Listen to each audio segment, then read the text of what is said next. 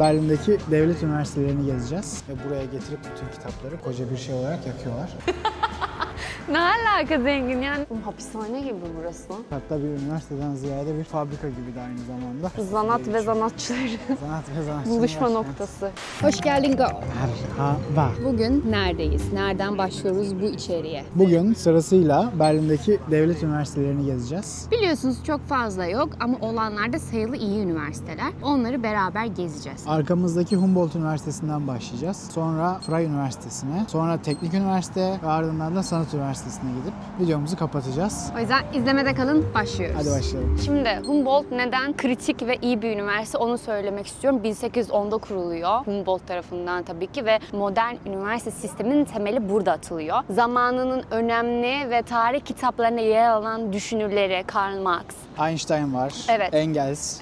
yani Hegel. düşünün nasıl isimler bu koridorlarda geçmiş. Doğal olarak da bu okulun kabul kriterleri diğer okullara kıyasla daha katı, daha çok inceleyip sık dokuyorlar ve öğrenci seçiyorlar. Ama neden güzel bir sosyal bilimci olarak aslında temelim oradan geliyor. Bu okul aslında sosyal bilimciler için çok zengin ve iyi bir okul. Matematik okumazsınız burada muhtemelen ama çok güzel bölümler var. Felsefe, sosyal bilimler, aynı şekilde PR ve medya alanında da kendini geliştirmiş bir üniversite diyebiliriz. Aynen, yaklaşık 35 bin öğrencisi varmış. Tabii. Yani şimdi bir sonraki videonun ilerleyen kısımlarında Freie Üniversitesi'ne gideceğiz mesela. Oranın öğrenci kitlesi daha kültürel, interkültürel, yani çok fazla kültürden öğrenci var. Burası da öyle ama yine de dediğim gibi seçili insanlar. Burası yani. Türkiye'deki İstanbul Üniversitesi mantığında, yani en tarihi okul, üniversite temelleri Tarihi burada olarak atıldı. evet ama eğitimi olarak belki de İstanbul Üniversitesi'ni söylemek doğru Tabii. olmayabilir diye düşünüyorum. Ama evet, İstanbul Beyazıt kampüsü gibi yani düşünebiliriz. Baksanıza çok Böyle güzel. efsane bir şey var. Burası da bu arada hukuk fakültesi. Hukuk fakültesi. Şöyle. Şöyle diyelim, kampüsü yok ama kampüsün zaten müze-i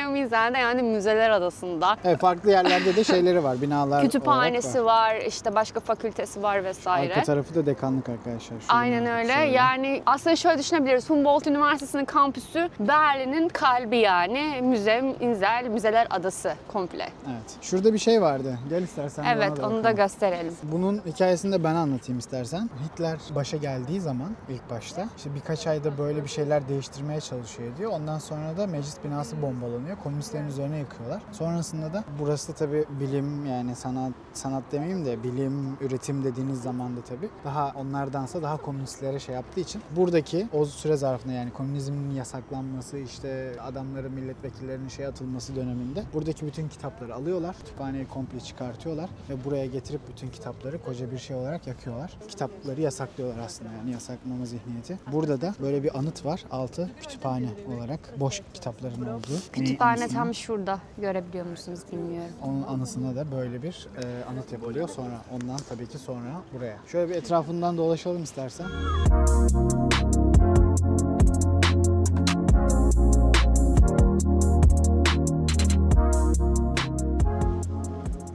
Bak, 1963. hemen duvarında Jüdische Fakultäten Pardon, önündeyiz. 83. 10 Mayıs 1933'te şurada yazdığı üzere.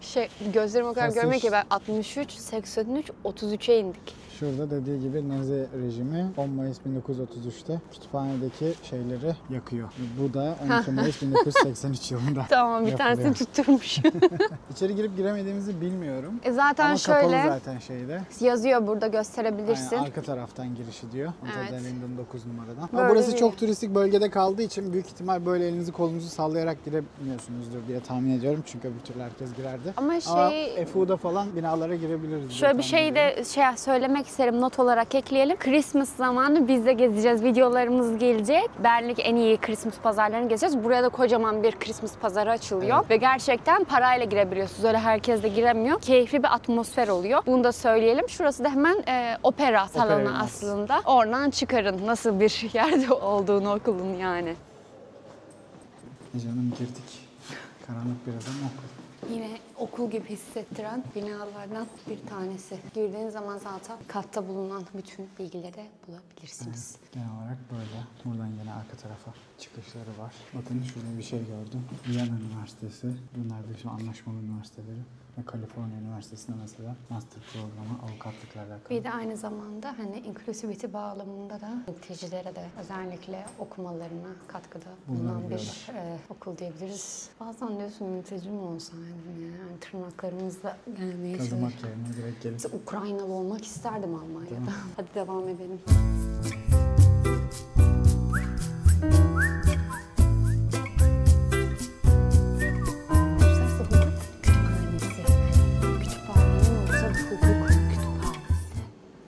Çok iyi okul ya. Burada şöyle bir koridora gidiyor. Derslikler büyük ihtimal. Böyle de küçük bir balkon konuşması. Gelir mi? Gelir hadi. Güzel ama yani şöyle, Almanya'da okullarda en sevdiğim şey hani buraya bir pazarlama alanı gibi görmemeleri. Yani eğitim gerçekten eğitim, okul gerçekten okul. Yani örnek veriyorum, ben İstanbul'da burslu olarak İstanbul Bilgi Üniversitesi'nde okudum lisansımı. 2 bölüm bitirdim farklı. Ama nasıl diyeyim, Starbucks mı dersiniz, işte zart zurtu, sonra simit sarayı açıldı falan. Takılma mekanı gibi üniversiteler. Sanki AVM'ye gitmişiz gibi yani. O açıdan da burada okumanın değerli bir kazanım olduğunu düşünüyorum yani. Bir sonraki durağımız hadi. Freie Efo'ya Üniversitesi. geçelim. Ne gidiyoruz? Freie Üniversitesi'ne geldik. Özgür bir üniversiteye geldik ve bu durağın ismi neydi Onur? Dahlem-Dorf. Evet, Dahlem-Dorf durağında. Burada şöyle bir gezeceğiz sizinle. Şurada gördüğünüz üzere farklı enstitüler, fizik, biyokemi alanı, medisin alanı, matematik, informatik falan burada bulunuyor. Aynı zamanda konferans salonu falan da var. Böyle bence kendi halinde şirin bir kampüsü var. Tam burası akademi köyü. Akademik köy. Sessiz. Bakın şöyle arkadaşlar. Dışarıda kalıyor. Sessiz, sakin. Araba geçmiyor, korna yok. Hani böyle güzel yani. Restoranları ve bekerayları, fırınları olan bir yer. Şimdi sizinle biraz yürüyeceğiz, keşfedeceğiz. Kasız konuşamıyorum. Burası Service Center diye geçiyor. Aynen. Öğrenci işleri burası. Daha Humboldt böyle bürokrasi ve kaosun içiydi. Burası daha bilim yuvası gibi. Ya yine sosyal bilim fakültesi bu. Yani şöyle diyebiliriz aslında, Freie Üniversitesi daha çok insanı kabul eden, daha çok etnik kökenden insanın bulunduğu, daha teknolojik olarak da bir tık geride kalmış bir okul diyebilirim. Neden diyorum? Örnek veriyorum, İstanbul'daki üniversitede birçok özel üniversite Turnitin kullanıyor. Yapay zeka var mı yok mu test etmek için. Freie Üniversitesi'nde yok. Bunu şundan söylemiyorum. Gelin yapay zeka kullanın, geçin öyle diye. Ama hani bir tık daha insana ve okuyana güvenen, kabul oranı yüksek olan bir Daha eski usul bir okul. daha eski usul. Ama ne? Sosyal bilimler açısından da burası çok güçlü ve İngilizce bir sürü bölüm bulunuyor. Bunlardan biri mesela Amerikan kültür edebiyatı. Sosyal bilim okuduysanız ve İngilizce biliyorsanız yazılabiliyorsunuz gibi bir sürü bölüm var. Bakmadan geçmeyin derim. Şöyle bir alana geldik.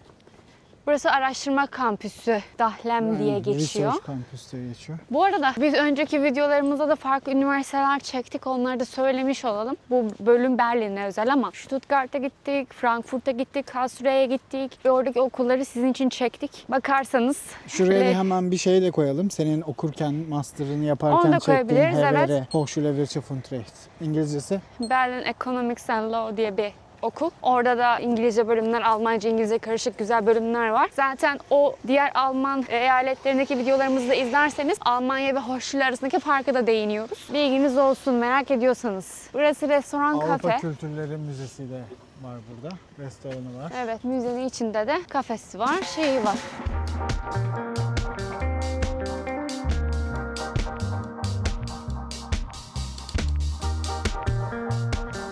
Güzel ortak bir alan var. Yazın muhtemelen rengarenk ve öğrenci dolu oluyordur diye düşünüyorum. Tabii güzel bir alan yani. Mesela bu HVR'de yok. Humboldt'ta da yok bu arada. Humboldt'ta da yok. Humboldt'un da böyle Kampüslerinde var. Hayır yani bizim gösterdiğimiz ana hani yerinde şu anlık sadece meydanı var Müze Müzel'de. Ama burası daha çok öğrenci gibi hissettirdi bana. Evet. Daha öyle bir kampüsü var. Humboldt'un da vardır ama Freie genel olarak böyle. Burası kütüphane diye geçiyor. Eğer doğruysa. Şu taraf, bu bölgeler daha menza dediğimiz yemekhanelerin ve kafeteryaların başladığı bölge. Hemen arkasında da önemli bir bina var. Oraya doğru yürüyoruz. Orası da psikoloji miydi? Psikoloji kütüphanesi. Fizik değil mi? Fizik kütüphanesi mi? Gidince bakarız. Değişik bir mimarisi yapısı var. Ece'nin dediği gibi burası cidden karışık yani. 35.000 civarında Büyük öğrencisi bir var. alana yayılmış. Ve birçok öğrencisi de yabancı uyruklu yani yurt dışından gelen insanlar. Çünkü gelirken de aslında buraya onu konuşuyorduk. Şimdi gördüğümüz yer mesela Humboldt'ta hukuk fakültesi. Yani Almanya'da Almanca hukuk okumak zaten her baba yiğidin harcı değil yani genelde direkt. Yani bir dil kursuna gelip de okuyabilip hani anlasam bile bitirebilir misin mesela orada Evet. hukuku bilmiyorum O yüzden yani. daha böyle işte fizik, kimya vesairelerde zaten insanlar daha yurt dışından gelerek burada bu bölümleri okuyorlar. O bölümleri de burası daha fazla sunduğu için o yüzden büyük ihtimal burası Humboldt Aynı şekilde Üniversitesi'ne sosyal göre bilimler de. daha karışık bir şeye sahip. Uluslararası kimliğe sahip diyebiliriz. Burası mesela Psikoloji Fakültesi'nin binası. Psikoloji Fakültesi binası. Aynen. Bakın koskoca bir kampüsten bahsediyoruz. Bizim dediğimiz yer şurası bu arada. Buraya gitmeye Şuraya çalışacağız gideceğiz. ama Beyin şeklinde şu an biraz. buradaymışız. Çok da mantıklı gelmemişiz ama. Ama çok şey değil. Biz demin de şuradaydık. Yani aslında çok büyük değil alan olarak. Ama güzel mesela Çocuk burada. kampüsü değil. Nerede tuvalet var, şey var. Ve hani mesela bu binadayız. Giriş Katlarda katları, neler aynen. var. Güzel düşünülmüş. Benim gibi aranızda üniversite ziyaret ettiğin zaman üniversiteyi tekrar okumak isteyen var mı? Varsa yorumlarda buluşalım. Her videoda söylüyorum. En sonunda okumaya başlayacağım yine. Bu arada bu tarz videoların devamının gelmesini istiyorsanız videomuzu hype'lamayı, kanalımıza abone olmayı lütfen unutmayın. Bildirimleri de açın. Her hafta, her pazar günü başka bir video paylaşıyoruz. Bizi takip edin değil mi efendim? Evet, kimse yok. Bakın böyle aralarda da bahçeleri oluyor sizin dışarıdan görmediğiniz. Ders molasında çıkabileceğiniz şekilde bardaklar.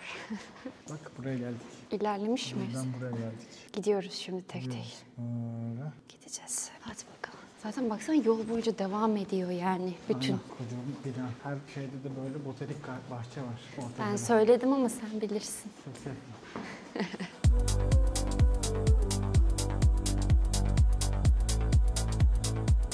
Evet, beyine geldik. Çok göremiyoruz ama buradan saçma oldu ama Galiba hani okulun içinde. daha içinden gözüküyor büyük ihtimal Ama arkadaşlar. güzel. Şu tepeyi de böyle beyin gibi yapmışlar. İnsan Kütüphane. beyni gibi. Kütüphanesi. Neyin? Psikolojinin mi? Galiba. Psikolojinin kütüphanesi. Psikolojinin değil de yani genel o herhalde bilim sanat değil yani. Bilim kütüphanesi. Tarzında, kıvamında. Güzel böyle bir kampüs işte efendim. Hoştur. Binalara girdik, baktık. Dersliklere göremedik. Derslikler açık değildi ama. Bu arada hala öğrenci var içeride. Saygısızlık olmasın. Evet, Yani insanlar böyle çalışıyorlar.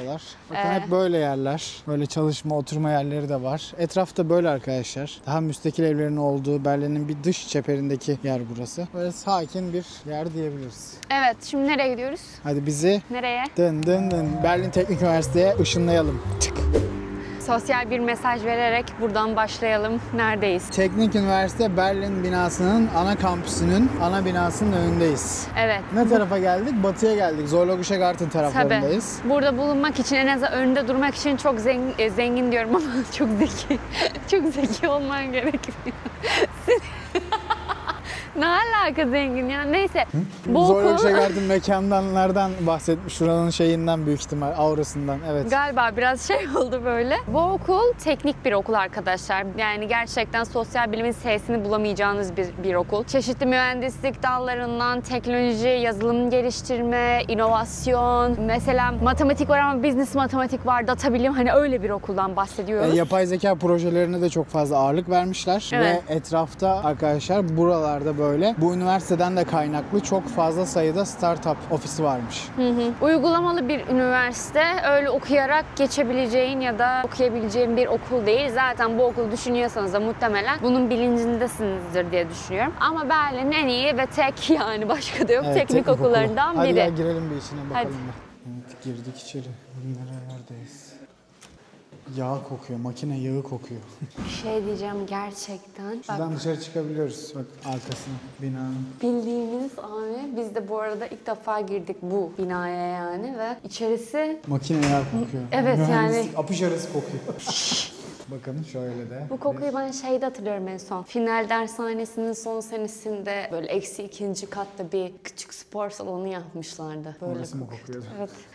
Bakın onboarding varmış 22 Ekim'de geçmiş pizza şeyiyle. Bilgisayarla alakalı burada bir şeyler var. Bu arada buranın mimarlık bölümü de çok iyi. görüyorsun Onu ama. söyleyelim. Ve böyle etkinlikler, sempozyumlar yapılıyor. Evet, Women in Architect. Bir üst kata çıkalım, gösterelim. Burası arka tarafı, şimdi diğer şeyler de var burada. Şöyle bir bakalım ama. Biraz eski böyle bir bakımsız bir bina ama çok binaya takılmıyoruz büyük ihtimal. Daha çok içinde yapılanlarla ilgileniyor arkadaşlar. Hörsaal var. Burada dersliğe gidiyor.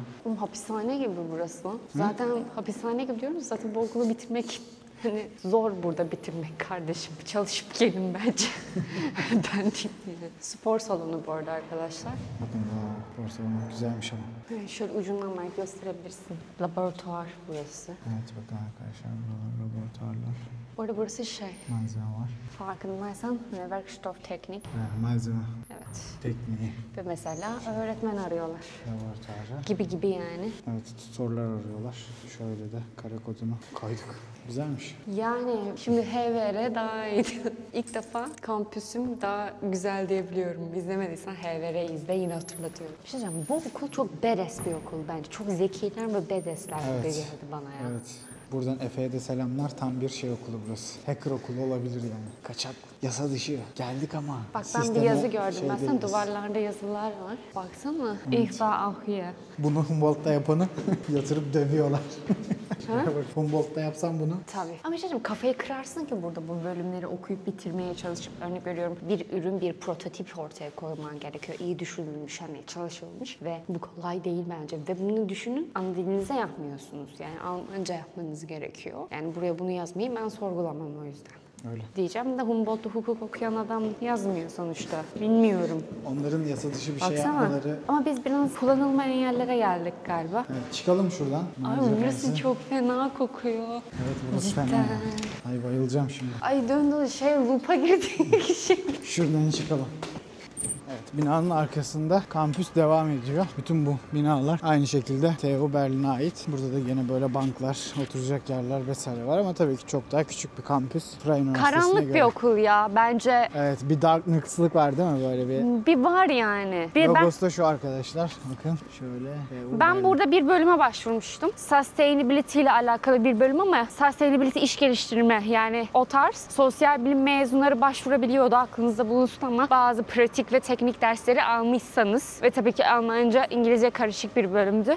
Kolay değil. Özellikle şu an şöyle bir okula baktığımda gördüğümüz en karamsar okul diyebilir miyiz Berlin'deki? Kesinlikle. Büyük ihtimal en hani öğrencilerin öğrenci gibi hissetmeyip cidden şey gibi hissettiği böyle makine hani üretmek zorundayım. Maşine. Maşine gibi hissettiği bir okul. Ama kampüsü güzel şimdi. Laf atmıyor. Hadi gösterelim. Kampüsün konumu çok iyi. Konumu çok iyi. Evet. Yani bakın bayağı içerisi şey ya, fabrika gibi bir üretim şeyi. FO'nun konumu uzak ama kampüsü böyle kendine şey, hani oralarda da kalacak bir yer bulursanız hiç Berlin'le alakanız olmadan bir şekilde yaşar, takılır, geçinirsiniz. Burası direkt şeyde yani, Berlin'in batı merkezinde, direkt merkezindesiniz ve onun içerisinde böyle bir alan yaratmışlar. Böyle de bir alan şeyi var. Gene burada bu şekilde, bu alanda gene TU'ya ait. Yani ona baktığımızda Humboldt tabii ki en bence Berlin'in içinde kalan. Daha sonra benim okuduğum okul HVR Berlin ve sonra buralar. Yani konum olarak diyorum. Evet. Mobiliteniz artar. Ama genel olarak baktığınız zaman hani bakmayın karamsar dedik falan ama hani yine olayımız burada eğitim. Alışveriş merkezi değil. Muhtemelen buradan çok güzel projeler çıkıyordur. Güzel, gerçekten iyi öğrenciler vardır diye düşünüyorum. Güzel bir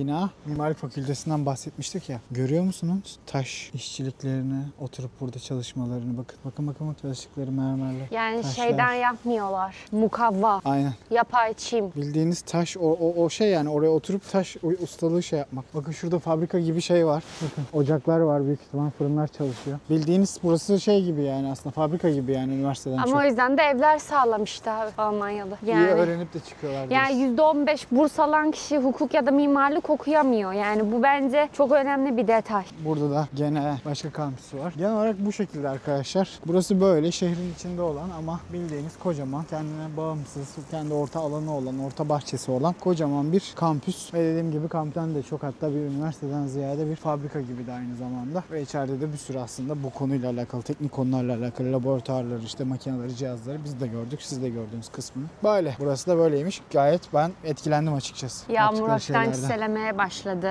Evet. Bir sonraki ve son durağımız neresi canım? Kunst Üniversitesi. Berlin'deysek tabii ki de sanatçının ve zanatçının başkenti Berlin'de. Berlin'e yakışır bir kapanış yapmamız gerekiyor. Hadi gelin şimdi sanat okulu Okuluna geçelim. Çok uzaklaşmadık ama Burasıymış. Yani hemen karşısı. kamp, yani asıl bina orada ama burada da kütüphanesi ya da çalışma alanı var diyebiliriz. Pratik yapabileceğiniz. Yani doğal olarak sanat dediğimiz üzere sanat dallarıyla alakalı bilgileri bulacağınız ve uygulamalı pratik yapabileceğiniz ortak bir kullanım alanı. Moda arkadaşlar. tasarım vesaire de var. Sadece sanat deyince böyle hani Yok. tiyatro vesaire değil. Moda tasarım, stilistlik, modelistlik, çizim. Aynen. Şimdi Her şey var. Dışarıdan şöyle bir içine bakalım. Sonra da ana binasına gideceğiz. O da Ama şurada. buranın hemen. olayı, şunu söylemek isterim. Başvurularda tabii ki de sizin de düşünebileceğiniz üzere portfolyo görmek istiyorlar. Ve bu okullarda başvuru kriteri ya gelişmiş bir portföye sahip olmak ya da bazen bazı bölümlerde de geliyorlar, sizi yetenek sınavına çağırıyorlar ve o sınavları verirseniz okula kabul ediliyorsunuz. Tabii ki bu sınavlar için de burada bulunmanız gerekiyor. Ona göre vize almanız gerekiyor. Bu detayı da söylemiş olalım. Normal üniversite başvurusu gibi değil yani. Okulun adı da Universität der Künste. Zanat ve zanatçıları Sanat ve sanatçının buluşma başkenti. noktası. Şöyle bir girelim bak. Burası iki üniversitenin de hem teknik üniversitenin hem sanat üniversitesinin ortak kütüphanesiymiş. Çok çekim yapabilir miyiz bilmiyorum ama şöyle bir girelim içeri bakalım. Güvenlik var, çok şey yapma. Olmak Neredeyiz? ya da olmamak. Tüm mesele bu. Neredeyiz? Unit diye okulun kendi tiyatrosunun olduğu yerdeyiz. Burası bir tiyatro salonu sanırım ve okul kendi şeylerini düzenliyor, oyunlarını düzenliyor. Aslında bir nevi de buradan çıkan öğrenciler de aynı zamanda gösteri düzenlemiş oluyorlar. Onların da Bir BKM yandan- mutfak gibi bir yeri Evet. var aslında yani. Peki sana bir şey soracağım. Sence bu sektörde gelişmiş bir yer mi Almanya? Almanya sanat konusu yani oyunculuk konusunda çok gelişmiş bir yer Yani değil. Netflix'e göremeyiz belki. Çok tek tüktür yani ama Evet, tiyatro yani- kültürünün geliştiğini söyleyebiliriz. Tiyatro kültürünün efsane. Aslında Televizyon tiyatronun değil de. televizyona göre daha çok geliştiğini söyleyebiliriz. Evet. Ve bu doğrultuda da bu mesleği yapan insanlar devlet tarafından farklı alanlarda da desteklendiğini Aynen. de söyleyelim. Yani şey olmasın, Türkiye'de ne bileyim felsefe okursan ya da güzel sanatlar okursan şey derler ya, aşk kalırsın yavrum okuma. Ya burada mesleğini iyi yaptığın ve sevdiğin sürece Tabii. illaki bir şekilde Ama yaparmaya evet, çalışırsın. mesleğini de çok iyi yapman lazım. Böyle bir detay düşebiliriz. Hadi gel binaya da girelim. Böyle bir binası var. Çok burası girebilecek bir yer değil. Şurada konser hal falan var. Çok bulaşmayalım ama güzeldi, değil mi? Evet.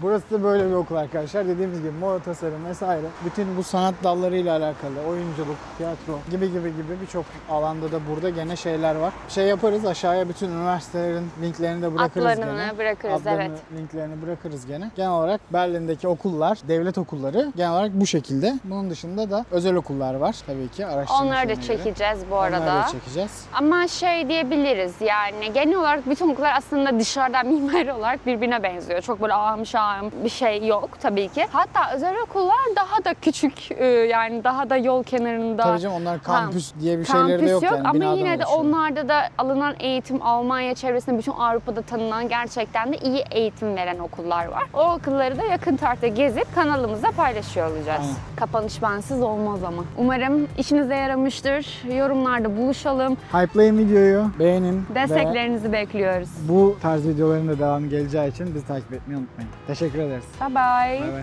Ciao ciao. Keep your